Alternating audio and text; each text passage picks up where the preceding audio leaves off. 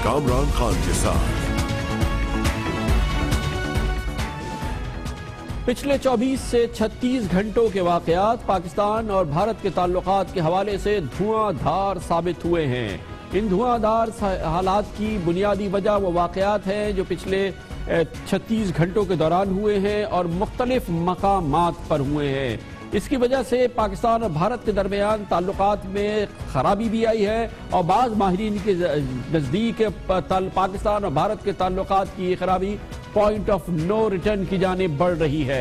इस हवाले से सबसे अहम डेवलपमेंट आज हुई है जब पाकिस्तान की जानिब से यह ऐलान किया गया कि पाकिस्तान में पकड़े गए रॉ के हाजिर सर्विस ऑफिसर कुलभूषण यादव पर बाकायदा मुकदमा चलाया गया है, उनका कोर्ट मार्शल किया गया है, जिसके बाद उनके लिए सजाए मौत का ऐलान किया गया है और chief of army staff general Qamar Javed Bajwa ने इसकी तस्दीक कर दी है। पाकिस्तान की जानिब से यह ऐलान तकरीबन 1 साल बाद हुआ कुलभूषण यादव की गिरफ्तारी के बाद, जिसके दौरान उससे भरपूर तहकीकात हुई, तफ्तीश हुई, शवाहिद और उस हवाले से एविडेंसेस पाकिस्तान के सामने आई जो भारत के सामने रखी गई, पूरी दुनिया के सामने रखी गई। उसके बाद मुरव्वजा कवानीन के लिहाज से कुलभूषण यादव पे बाकायदा मुकदमा चलाया गया, उसे दिफा का मौका दिया गया और उसे इसका मुल्जिम करार दिया गया, जिसके बाद आज ये भरपूर ऐलान हुआ है। इस ऐलान के साथ पाकिस्तान का पैगाम भारत के लिए वाज़ेह है कि ना वो किसी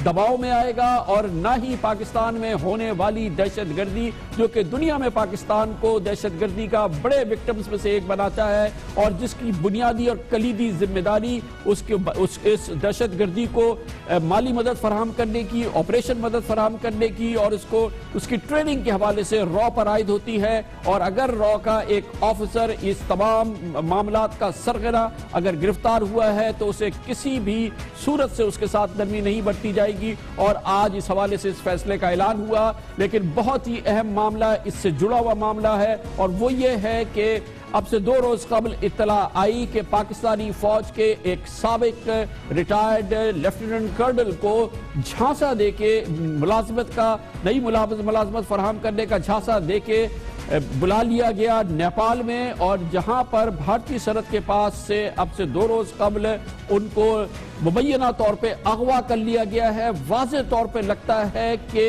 पाकिस्तानी फौज के इस रिटायर्ड लेफ्टिनेंट कर्नल को भारतीय खुफिया एजेंसी रॉ अगवा करके ले गई है। गो कि अभी इस हवाले से मुस्तनद मालूमात सामने आ रही है, मालूमात जमा की जा रही है, मगर ये तमाम मामलात एक दूसरे से जुड़े नजर आते हैं। ऐसा लगता है कि भारत ने बाकायदा कुलभूषण यादव का बदला लेने के लिए ये झांसा बनाया और ये ट्रैप बनाया, स्ट्रिंग ऑपरेशन किया और जिसमें पाकिस्तानी फौज के रिटायर्ड लेफ्टिनेंट कर्नल को अगवा कर लिया गया है। मगर इसी दौरान बहुत अहम डेवलपमेंट है और उसका ताल्लुक इस तमाम मामले के मरकज से है और वो मरकज है मकबूजा जम्मू और कश्मीर, जहां पर कल एक ज़िमनी इलेक्शन हुआ। मकबूजा कश्मीर की वादी में, श्रीनगर में, बडगाम में होने वाले ज़िमनी इलेक्शन का कश्मीरियों ने भरपूर तरीके से न सिर्फ बॉयकॉट किया, 100% बॉयकॉट किया, जिसकी बुनियाद पे आज इस इलेक्शन की एक्सरसाइज को भारतीय वजीर दाखिला को सरकारी तौर पे खत्म करना पड़ा। मगर इस दौरान पत्थर फेंकते हुए कश्मीरियों पे भारतीय फौज हमलावर हुई और 12 के करीब जवानों को शहीद कर दिया गया है। ये 3 अहम वाकयात हैं जो पिछले 24 से 36 घंटों के दौरान हुए हैं, जिसमें ये बात वाज़ेह तौर पर सामने आ रही है कि पाकिस्तान और भारत के दरमियान ताल्लुकात में खराबी है और खराबी की सबसे बड़ी वजह जो है वो मकबूजा जम्मू और कश्मीर के वाकयात है, जिसकी बुनियाद को जिस पे निगाह हटाने के लिए या जिनका बदला लेने के लिए भारत पाकिस्तान में दहशतगर्दी कर रहा है। पाकिस्तान ने न सिर्फ ये कि उस दहशतगर्दी के सरगना को पकड़ा, उसके खिलाफ शवाहिद सबूत पूरी दुनिया के साथ शेयर किए, अब उसके खिलाफ मुकदमा चला के उसको फांसी की सजा दी गई है। इसी दौरान भारत ने एक और ये कार्रवाई की है, मक्काराना कार्रवाई, जिसमें पाकिस्तानी फौज के एक साबिक लेफ्टिनेंट कर्नल को नेपाल में अगवा कर लिया गया है। ये पूरी सूरत हाल इस हवाले से आज पाकिस्तान का ये फैसला, जिसकी शायद भारत में तवक्को नहीं की जा रही थी, इस हवाले से भारत में आज खलबली मच गई है।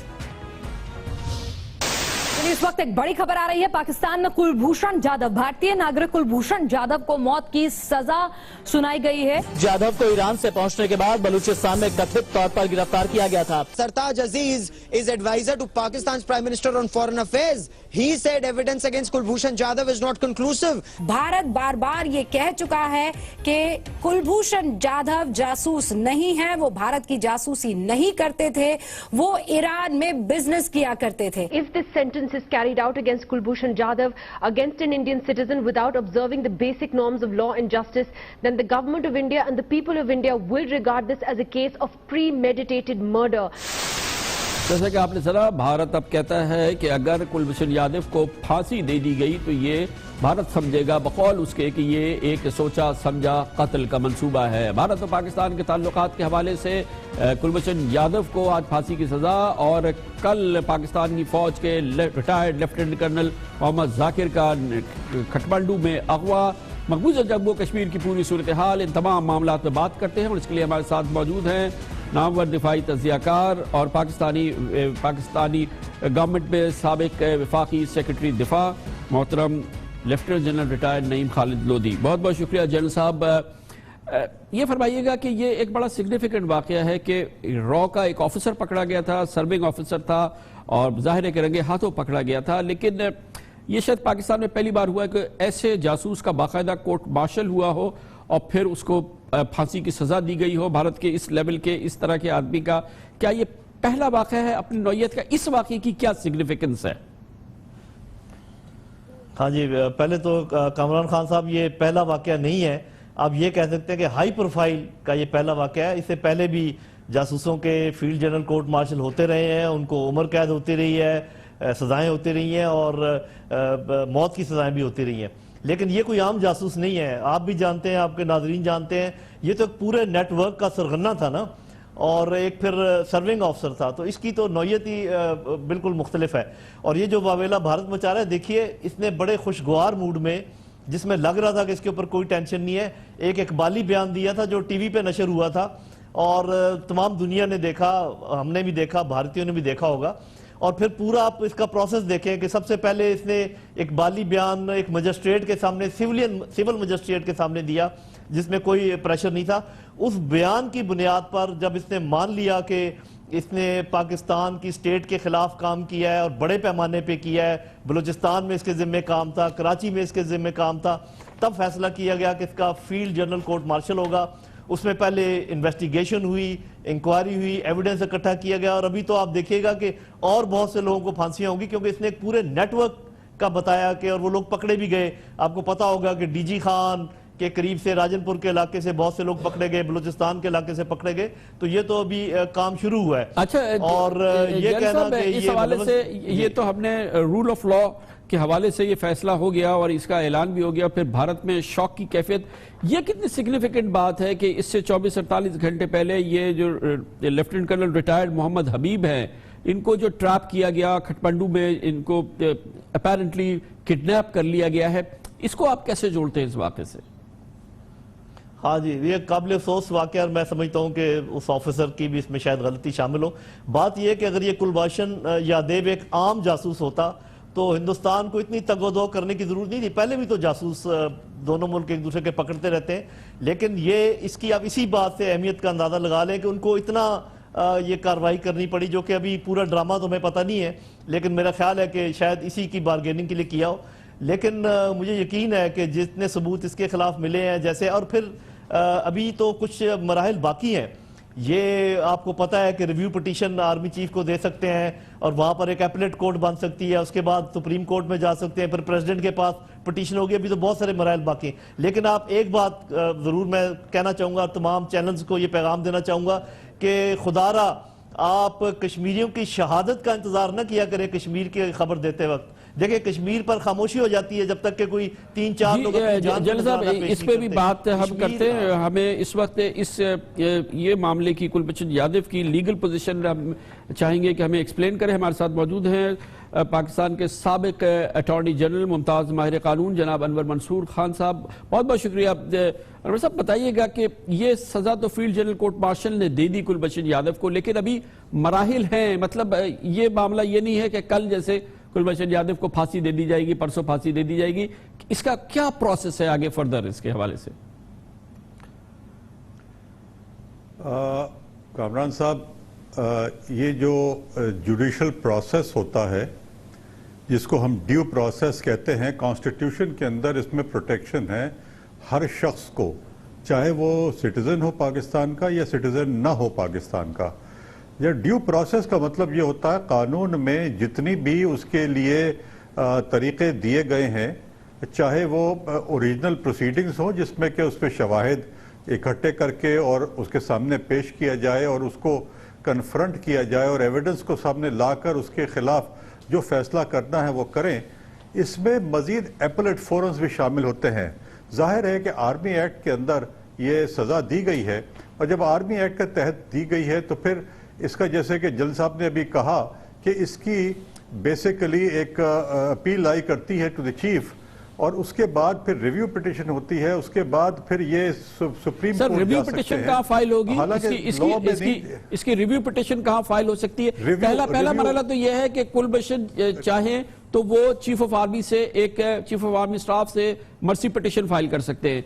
वो अगर रिजेक्ट हो तो फिर वो रिव्यू पिटिशन फाइल कर सकते हैं। वो कहाँ होगी? नहीं, मर्सी पिटिशन नहीं है, अपील है। अपील है, ठीक है। अपील फाइल कर सकते हैं टू दी चीफ, और अपील के बाद उन्हीं के पास रिव्यू भी फाइल कर सकते हैं अगर जरूरत है, बिकॉज जो जनरल लॉ है उसमें रिव्यू अवेलेबल है उनके पास।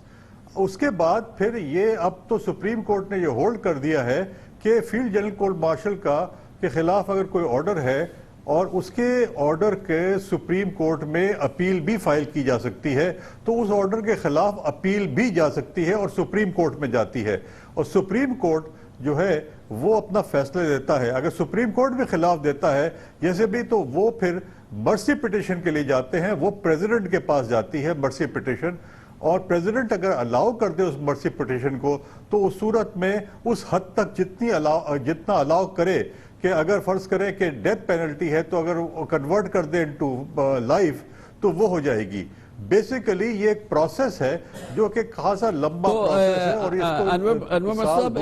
इसका मतलब ये हुआ कि जितना प्रोसेस है यहाँ से वो चीफ ऑफ आर्मी स्टाफ को अपील कर सकते हैं, फिर चीफ ऑफ आर्मी स्टाफ के पास रिव्यू फाइल कर सकते हैं, उसके बाद फिर वो सुप्रीम कोर्ट जा सकते हैं, उसके बाद वो अगर वहां से भी उनको सजा होती है तो वो प्रेसिडेंट ऑफ पाकिस्तान से मर्सी पिटिशन अपील फाइल कर सकते हैं। गोया कि जब तक ये मराहिल पूरे नहीं हो इनको फांसी नहीं दी जा सकती कुलभूषण यादव को।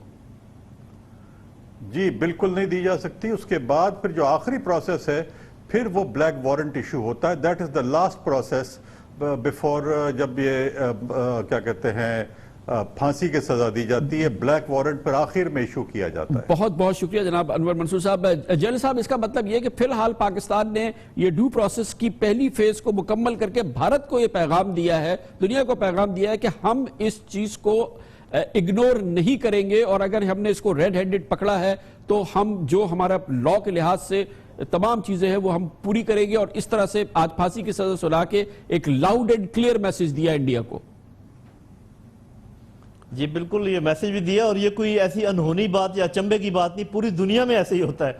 पूरी दुनिया में जो जासूस पकड़े जाते हैं उनकी स्पेशल कोर्ट्स में उनके ऊपर मुकदमे चलते हैं और उनको बल्कि सामने लाया भी नहीं जाता। ये तो काफ़ी इसकी तो पब्लिक इसमें इन्वॉल्व है, और उसके बाद सजाएं होती हैं, और ज़्यादातर जहाँ पर ये सजाएं अलाउड हैं मौत की, वहाँ पर अक्सर जो इस किस्म के जासूस हैं, स्टेट के खिलाफ काम करते हैं, एस्पायनॉइज में मुलव्वस होते हैं, उनको यही सजा दी जाती है। मेरा ख्याल बिल्कुल नॉर्मल सी बात है, और तमाम सबूतों के बाद ये किया गया है, और इसमें कोई घबराने की जरूरत, हिंदुस्तान के बस में हो तो वो तो हमें एक दिन जिंदा ना रहने दे, उन्होंने तो इतराज करना ही करना है। अच्छा जनरल साहब, कितना चांस है इस बात का कि ये जो हमारे रिटायर्ड कर्नल हबीब हैं जिनको कि किडनैप कर लिया है अपेरेंटली रॉ ने काठमांडू में, कि अब इस किस्म का कोई ड्रामा बनाया जाए और टिट फॉर टैट सिचुएशन बनाने की कोशिश की जाए, क्योंकि ये कर्नल साहब हैं और ये कुलभूषण यादव भी कमांडर है, ये इनका रैंक भी बराबर है, और उस जैसी एक पैरेलल सिचुएशन इन्होंने बनाने की कोशिश की। आपको लगता है कि इस बार ये लाइकली है कि कोई इस किस्म का ड्रामा बना के पेश किया जाए और कर्नल हबीब के खिलाफ कोई सीन बनाए भारतीय इंटेलिजेंस? जी मेरा अंदाजा ये है कि वो कर्नल साहब को सामने नहीं लेकर आएंगे और कोई उसके ऊपर कोई चीज लागू नहीं करेंगे, लेकिन अपने हाथ में रखेंगे और ये पैगाम चुपके से हमारी हुकूमत को दे देंगे कि जिस दिन आप इनकी लाश हमारे हवाले करेंगे, एक लाश हम भी आपके हवाले करेंगे। लेकिन मेरा नहीं ख्याल कि वो ये कर सकते हैं, क्योंकि चीज इतनी आउट हो गई है, वो इतनी ड्रामेटाइज हो गई और इतनी ओपन हो गई है कि अभी उनके लिए ये बहुत मुश्किल है कि उसको वो जासूस करार दें या कोई और उस पर कार्रवाई करे। लेकिन ये कर सकते हैं जो आप कह रहे हैं, और अंडर हैंड बार्गेनिंग के लिए उनको इस्तेमाल कर सकते हैं। बहुत बहुत शुक्रिया।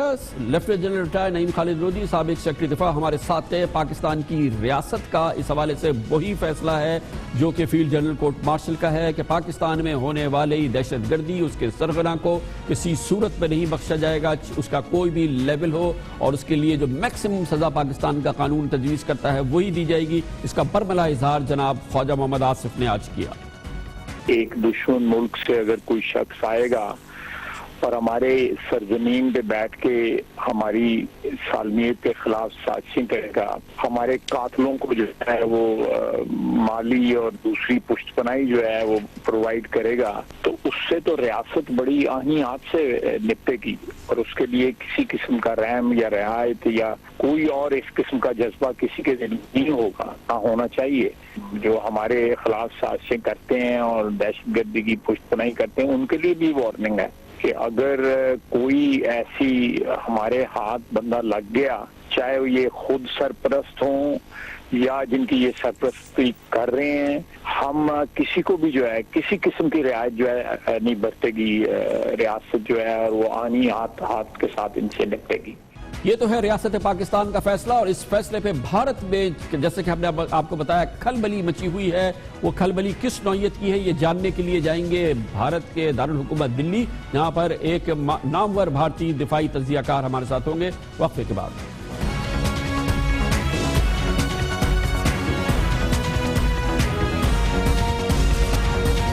I commenced intelligence operations in 2003 and established a small business in Chabar in Iran.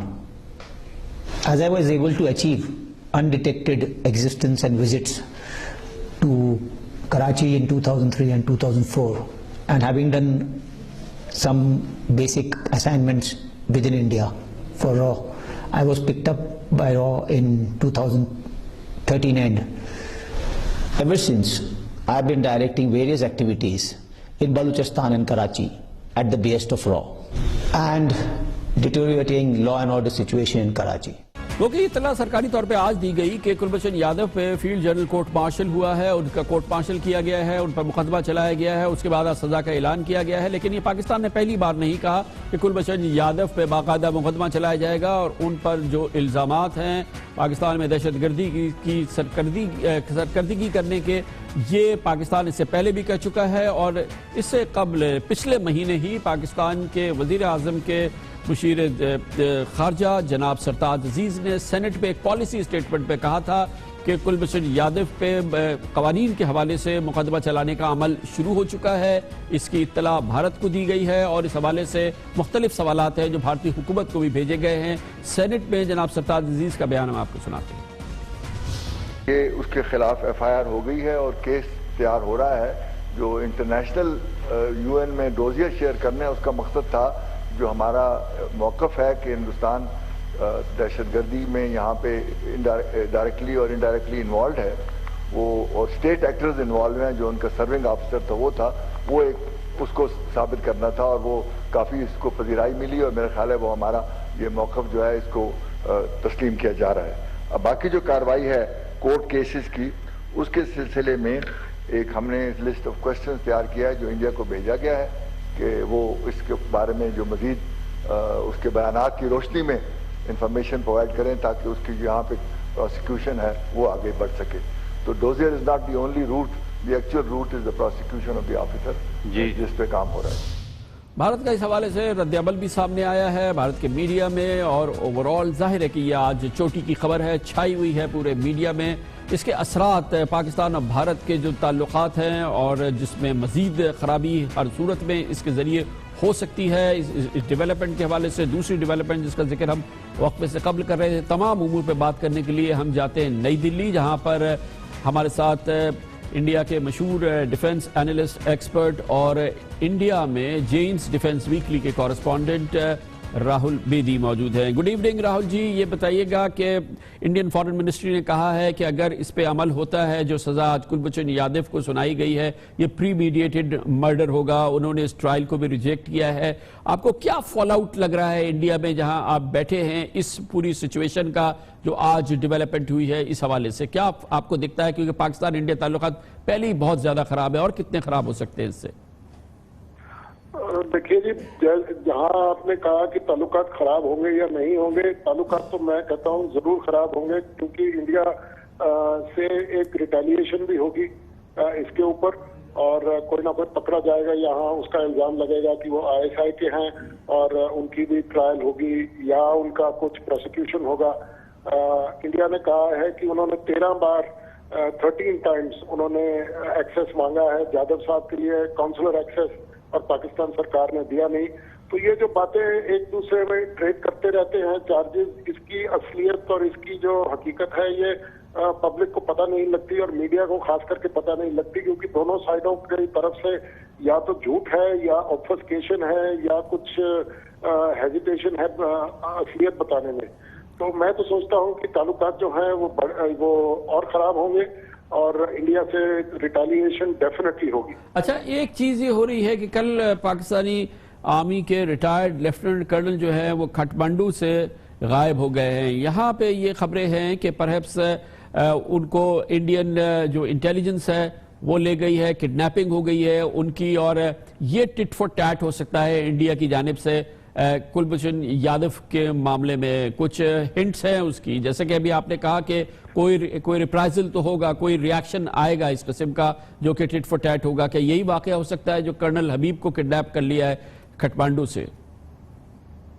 ये कहना बड़ा मुश्किल है जी। यहाँ पे भी मीडिया पे, टेलीविजन पे पिछले कुछ 6-7 घंटे यही खबर चल रही है, और ये रिप्राइजल या टिट फॉर टैट कह दीजिए, ये हो सकता है कि क्योंकि इंडिया का ये कहना है कि कुलभूषण यादव जो है वो भी पाकिस्तानी इंटेलिजेंस या पाकिस्तानी मिलिट्री इंटेलिजेंस ने उनको किडनैप किया है ईरान से। वो ईरान में मुलाजिम थे, बाहर पोर्ट में काम कर रहे थे, एक्स नेवल ऑफिसर थे, मगर कोई उनका कोई स्पाइंग से या कोई खुफिया काम से कोई लेन देन नहीं था। तो ये हो सकता है कि इंडियन इंटेलिजेंस ने भी आपके कर्नल साहब को अब्डक्ट कर लिया हो सकता है।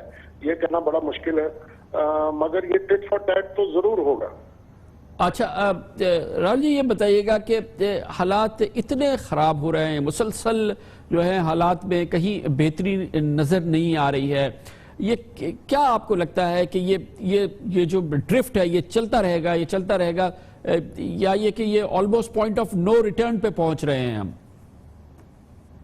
नहीं, मैं ये पॉइंट ऑफ नो रिटर्न तो नहीं कहूंगा, क्योंकि अभी इंडिया की थोड़ी मीटिंग हुई है, हमारे लोग आपके मुल्क में गए हैं और थोड़ा बहुत बैक चैनल्स में भी बातचीत चल रही है। ट्रैक 2, ट्रैक 3, ट्रैक 4 में भी काफी मीटिंगें पिछले 2-3 महीने में हुई हैं, बैंकॉक में हुई हैं, दुबई में हुई हैं, बाकी वर्ल्ड के शहरों में हुई हैं। तो ये थोड़ा बहुत इंक्रीमेंटल प्रोग्रेस है, मगर मुझे ये तो नहीं लगता कि ताल्लुकात बहुत अच्छे हो जाएंगे। या तो आपको लगता क्या है कि ये तमाम जो इश्यूज हैं, जो इवेंट्स होती हैं, ये चीजें सामने आती हैं, ये पोस्चरिंग हो रही होती है, जो कि आप कह रहे हैं कि बैकग्राउंड में चीजें चल रही होती हैं कि किस तरीके से चीजों को ठीक किया जाए? जैसे आपने कहा ट्रैक 2, ट्रैक 3, ट्रैक 4, दुबई में मीटिंग्स हुई हैं, बैंकॉक में मीटिंग हुई है और जगह पे मीटिंग हुई है। तो ये है क्या फिर, ये पूरा क्या आपको क्या नजर आता है आपके पॉइंट ऑफ व्यू से?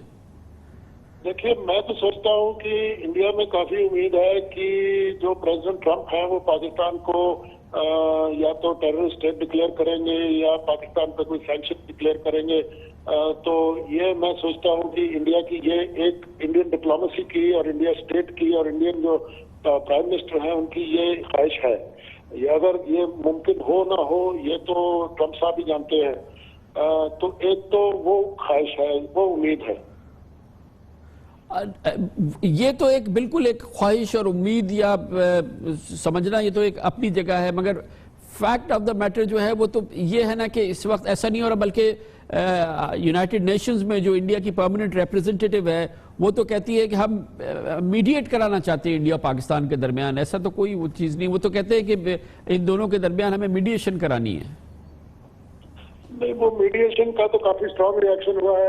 इंडिया का तो ये स्टैंड है कि थर्ड पार्टी की कोई इंटरवेंशन इसमें पाकिस्तान और इंडिया में कोई है नहीं।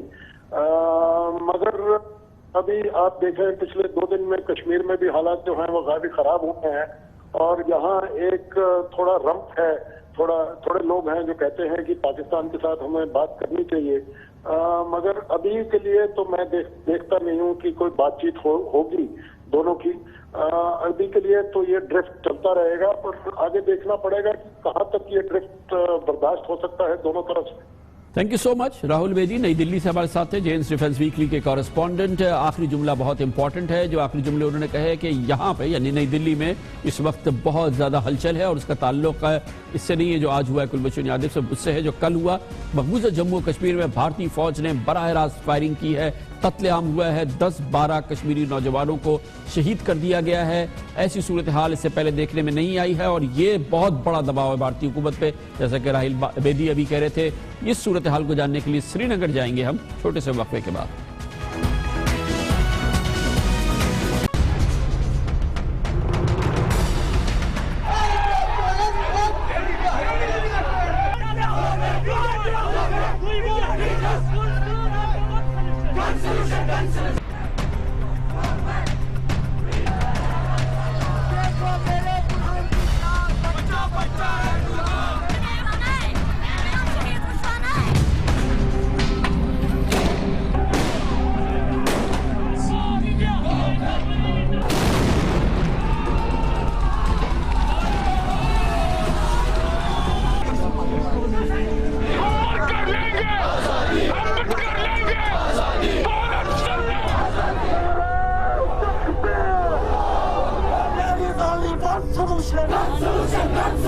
वक्फे से कबल हम आपको तफसील से बता रहे थे कि पाकिस्तान और भारत में के ताल्लुकात में जो गिरावट है, जो पॉइंट ऑफ नो रिटर्न की जाने बढ़ रहे हैं, उसकी अहम डेवलपमेंट है आज जो कुछ हुआ है पिछले 24 घंटे के दौरान। पाकिस्तान का ये फैसला कि वो भारतीय जासूस कुलभूषण यादव को सजाए मौत जो उसको सुनाई गई है उसका बाकायदा ऐलान हुआ है। दूसरी जानिब पाकिस्तानी फौज के रिटायर्ड लेफ्टिनेंट कर्नल को बज़ाहिर लगता है कि भारतीय खुफिया एजेंसी रॉ ने झांसा देके नेपाल में अगवा कर लिया है। ये सूरत हाल, और मगर इसका पस मंजर जानने के लिए आपको जानना बहुत ज़रूरी है कि दरअसल इस वक्त भारत की जो तबाहकुन सूरत हाल है वो मकबूजा जम्मू कश्मीर में है, जहाँ पिछले 36 घंटे के वाक़यात ये साबित कर रहे हैं कि भारतीय फौज के कब्जे से ये सूरत हाल अब उसके कब्जे में नहीं रह पा रही है, सूरत हाल काबू से बाहर हो रही है। मकबूजा कश्मीर में पिछले 24 घंटे के दौरान ये धमाका खेज सूरत हाल सामने आई है। ऐसा लगता है कि श्रीनगर में भारतीय लोकसभा की रिसेस पर शुरू होने वाला इलेक्शन, जो ज़िमनी इलेक्शन हो रहा था, एक रिसेस पर भारतीय हुकूमत के लिए एक बिल्कुल भरपूर रेफरेंडम बन गया है। श्रीनगर उसके अतराफ में पिछले 24 घंटों से हमलावर भारतीय फौजें पत्थर फेंकते हुए कश्मीरियों से नबर्द आजमा है, मगर सूरत हाल काबू में नहीं आ रही है। सूरत हाल बहुत ज्यादा खराब हो गई है। भारतीय मीडिया के मुताबिक ज़िमनी इलेक्शन के दौरान झड़पों में 12 कश्मीरी अब तक हलाक हो चुके हैं। पिछले 36 घंटों में 200 से ज्यादा कश्मीरी और फोर्सेस के 100 एहलकार झड़पों में जख्मी हुए हैं।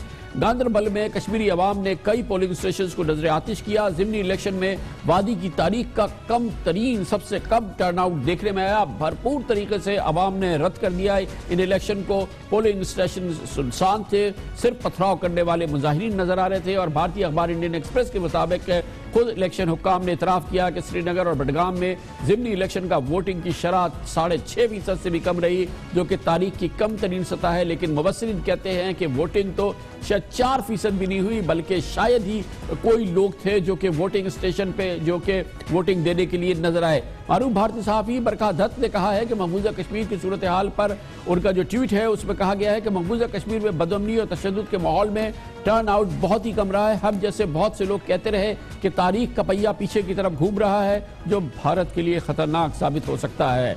इसी दौरान भारत के वजीर दाखिला राजनाथ सिंह ने भारतीय इलेक्शन कमीशन को तहरीरी तौर पर कहा है कि मकबूजा कश्मीर में हालात बहुत मखदूश हैं, इसलिए ज़िमनी इलेक्शन का अगला मरहला मुलतवी कर दिया जाए। मजबूर हुई है भारतीय हुकूमत कि अब इन इलेक्शंस को ना कराया जाए। इस पूरी सूरत हाल पर बात करने के लिए श्रीनगर जाते हैं, यहाँ पे हमारे साथ मौजूद है ऑल पार्टीज हुर्रियत कॉन्फ्रेंस के चेयरमैन जनाब मीरवाइज उमर फारूक। बहुत बहुत शुक्रिया मीरवाइज साहब। पहले तो पिछले 24 घंटे 36 घंटों से जो वादी में और बडगाम वगैरह में हो रहा है उसका अहवाल दीजिए ना हमारे नाजरीन के लिए। जी, यहाँ पे जम्मू कश्मीर में तो बहुत ही इस वक्त ज़्यादा जो सूरत हाल है बहुत ही ज़्यादा तशवीशनाक और कर्बनाक सूरत हाल है। 8 कश्मीरी बच्चों को जो है वो बेदर्दी के साथ शहीद कर दिया गया है और हद तो ये है कि जिस तरह से इनको मारा गया है कि डायरेक्ट BSF ने और CRP ने जिस तरह से इनको टारगेट किलिंग की है, उनके सरों पे सीनों पे गोलियां चलाई गई हैं, कोई जो है वो इज्तनाबी कार्रवाई नहीं की गई, न टीयर गैस चले न लाठी चार्ज हुआ, सीधा गोलियां चलाई गई हैं। तो ये बिल्कुल इस बात का एक बय्यन सबूत है कि ये जो कार्रवाई की गई ये शूट टू किल जिसे हम कहते हैं कि वो एक उस पॉलिसी पे गामजन है और ये कोई ढकी छुपी बात नहीं है। कुछ अरसा कबल भारत के जो यहाँ के फौजी सरबराह हैं जनरल बिपिन रावत, उन्होंने तो खुलेआम ये कहा था कि भारतीय फोर्सेस जो है कश्मीरी नौजवानों को टारगेट करेंगी अगर वो आज़ादी और जो है वो हक खुदरादियत के जलसे जुलूसों में शामिल होंगे। भाई साहब, ये पिछले 24 घंटों के दौरान इस तरह से बराह रास्त फायरिंग करके ये नौजवानों को शहीद किया गया है, ये सूरत हाल पे आज क्या वादी में रद्द-ए-अमल है? अभी तो जो वजीर दाखिला राजनाथ उन्होंने तो कह दिया है कि अब इलेक्शन नहीं कराए जा सकते। क्या ओवरऑल रिस्पांस क्या है इन शहीदों के तदफीन वगैरह के हवाले से और क्या रद्द-ए-अमल है?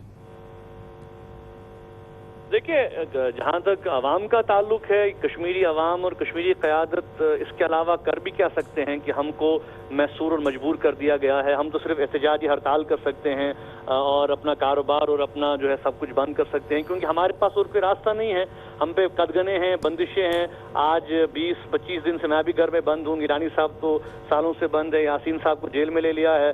पूरी हुर्रियत क़यादत जो है मैसूर कर दी गई है, अवाम को मैसूर कर दिया है।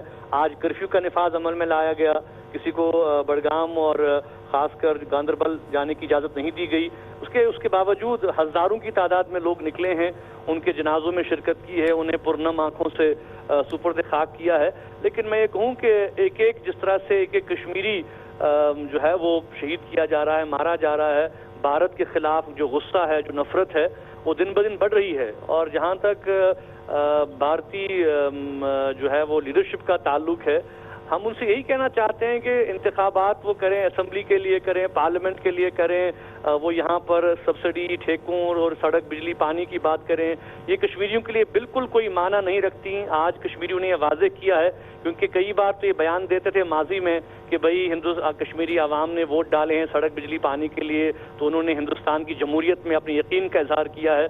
तो मैं आज उनसे कहना चाहता हूँ कि आज तो उनको कश्मीरी आवाम ने बिल्कुल वाज़ेह जवाब दिया है कि न तो इंतखाबात और न असेंबली और न पार्लियामेंट में कश्मीरियों को दिलचस्पी है। हमें अपना हक चाहिए, यहाँ पे इंतखाबात नहीं बल्कि राजशुमारी करानी चाहिए, ये कश्मीरियों का मुतालबा है। तो लेकिन ये बातें तो भारत सुनने के लिए तैयार नहीं है, चाहे वो राजनाथ सिंह साहब हो, मोदी साहब हो या कांग्रेस की हुकूमत रही हो।